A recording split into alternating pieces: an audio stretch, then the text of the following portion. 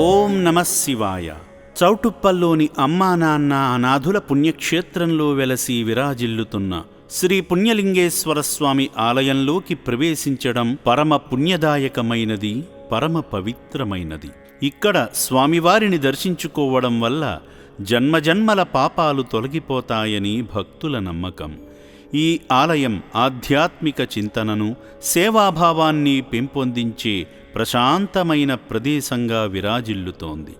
ఈశ్వరుని సేవలో తరించి మానసిక వికలాంగులకు సాయం చేసేందుకు హనుమాన్ జంక్షన్ నుండి వచ్చిన ఉమాగారు, వారి కుమార్తె పావనీగారు మానవత్వాన్ని చాటుకున్నారు. ముందుగా శ్రీ పుణ్యలింగేశ్వరుణ్ణి దర్శించుకొని తమ గోత్రనామాలతో అర్చనలు నిర్వహించుకున్నారు.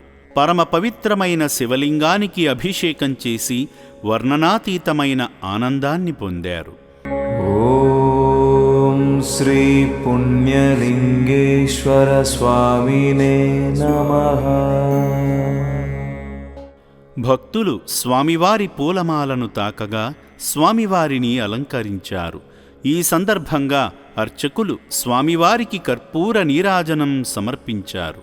ఆ హారతిని భక్తులకు అందించి దీర్ఘాయుష్యు పొందేలా అక్షింతలతో దీవించారు. పూజల అనంతరం సేవామూర్తుల శ్రేయస్సు కోసం జరుగుతున్న యాగంలో పాల్గొని హోమంలో ఆజ్యం సమర్పించి శంకరుని సంపూర్ణ అనుగ్రహాన్ని పొందారు. భూర్భువస్వతత్సవితర్వరేణ్యమర్ఘదేవస్య ధీమహి ధియో యో న ప్రచోదయాత్ స్వాహా. తత్పురుషాయ మహాదేవాయ ధీమహి తన్నో రుద్రః ప్రచోదయాత్ స్వాహా. యాగమనంతరం భక్తులు ఆశ్రమ వ్యాన్లో నూతన శివాలయ నిర్మాణ పనుల వద్దకు వెళ్లి గాలిగోపుర నిర్మాణానికి ఇటుకలు అందించి శివాశీస్సులు పొందారు. అనాథుల వసతి భవనాన్ని సందర్శించి అభాగ్యుల వైద్యశాలలో జరుగుతున్న చికిత్స వివరాల గురించి, 600 మంది అభాగ్యులకు జరిగే సేవా కార్యక్రమాల కోసం ఆశ్రమ సిబ్బంది ద్వారా తెలుసుకున్నారు.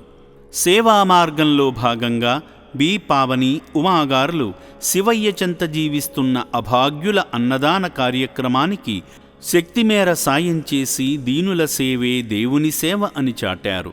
అదేవిధంగా బెంగుళూరు వాస్తవ్యులైన ఎంఎన్ నిషా, అనిల్ గార్ల తరపున అభాగ్యుల అన్నదానం నిమిత్తం తోచిన సాయం చేసి మానవ సేవే మాధవ సేవ అని చాటారు. సాటి మనిషిలో శివయ్యను చూసి సాయం చేసిన సేవామూర్తి ఉమాగారి కుటుంబంపై శ్రీ పుణ్యలింగేశ్వరుని ఆశీస్సులు సదా ఉండాలని అమ్మా నాన్న అనాథుల పుణ్యక్షేత్రం కోరుకుంటుంది. ఓం శ్రీ పుణ్యలింగేశ్వర స్వామినే నమః.